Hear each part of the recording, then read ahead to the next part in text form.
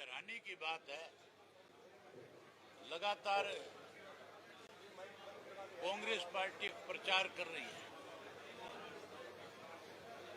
कि आदमपुर का चुनाव तो हमारा रहेगा। जिस पार्टी के पास प्रत्याशी नहीं है, जिनके पास लोकल कोई ऐसा एक साथी नहीं है जिसको वो टिकट दे करके चुनाव मैदान में ला सके, जो बाहर से प्रत्याशी ला करके यहाँ चुनाव लड़ने की बात करते हैं। इस कांग्रेस ने दावे किए थे इलाहाबाद का जो उपचुनाव था उसमें भी कि इलाहाबाद से हमारा प्रत्याशी जीतेगा। इलाहाबाद में इनकी जमानत जब्त हुई थी। यही हालत इनकी आदमपुर में होने वाली है। इससे अंदाजा नहीं लगता आपको कि जिनके पास उम्मीदवार भी नहीं है, जो बाहर से उम्मीदवार लेकर के आएगा, वो चुनाव कैसे लड़ेगा, कैसे चुनाव में आगे बढ़ेगा। कुलदीप बिश्नोई जी का जहां तक सवाल है, लोग अब की बार उनसे गांव में जब जाएंगे तो पूछेंगे कि कुलदीप जी आपने इस्तीफा क्यों दिया था, इस्तीफे के पीछे कारण क्या है, क्या ऐसी मजबूरी थी जिसके चलते आपको इस्तीफा देना पड़ा। ये इस्तीफा तो केवल इसलिए दिया गया है कि कुलदीप बिश्नोई को भी भाजपा की केंद्र की सरकार ने, प्रदेश के मुख्यमंत्री ईडी का, इनकम टैक्स का और सीबीआई का डर दिखाया। 200 करोड़ रुपए का इनकम टैक्स की तरफ से इनके ऊपर केस बनाया गया। जहां ये डर दिखा करके राज्यसभा में इससे वोट लिया, वहीं इसको कहा कि इस्तीफा भी दे, और इस डर से इस्तीफा दिलवाया। आज फिर किसी और को आगे आने देने की बजाय किस तरीके से मैं अपने बेटे को राजनीति में स्थापित करूं, कैसे उसको आगे लेकर के आऊं। आज आदमपुर में क्या कोई और व्यक्ति ऐसा नहीं है जिसको टिकट दी जा सके। केवल अपने बेटे को राजनीतिक तौर पे आगे लाने के लिए, अपने स्वार्थ की पूर्ति के लिए इस्तीफा देने का काम किया है। लोग खुल करके ये बात पूछेंगे कि भाई तुमने इस्तीफा दिया क्यों, इसका कारण तो बता दे। और मैं तो आपसे भी कहता हूं, आपको भी ये पूछना चाहिए कुलदीप से कि आपने इस्तीफा क्यों दिया।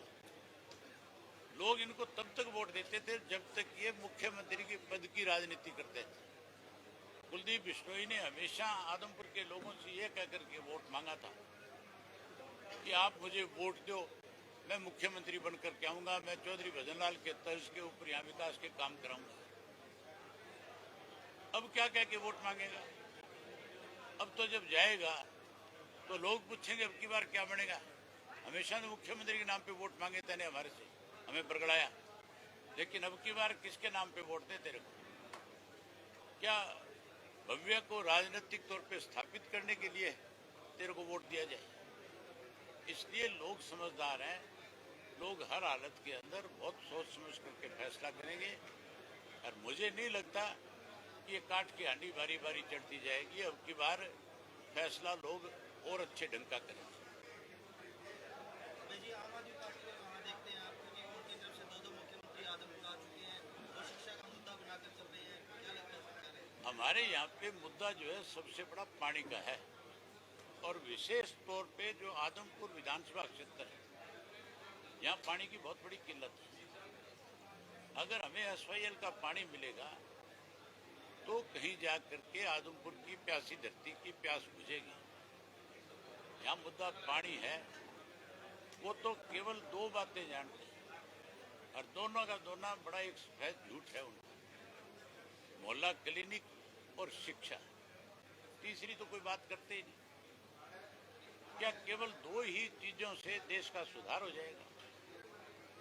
देश के सुधार में बहुत सारी चीजों की जरूरत होती है। ये तो ढकोसले हैं केवल। सोनाली फोगाट की बहन मुकेश ढाका आदमपुर से चुनाव लड़ने की तैयारी कर रही हैं। आप भी नॉमिनेशन भर सकती हैं।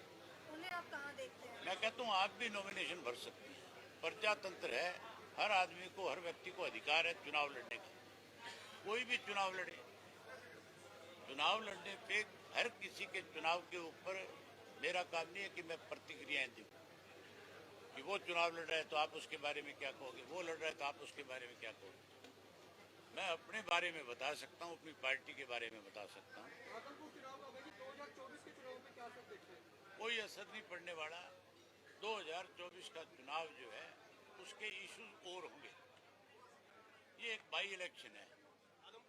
इस बाई इलेक्शन के अंदर 2024 के चुनाव का कोई महत्व नहीं। हमसे जुड़े रहने के लिए हमारे YouTube चैनल को सब्सक्राइब करें और नई वीडियो की नोटिफिकेशन के लिए बेल आइकॉन को दबाएं। अगर आप ये वीडियो Facebook पर देख रहे हैं तो लाइक जरूर करें और ज्यादा से ज्यादा शेयर करें। धन्यवाद।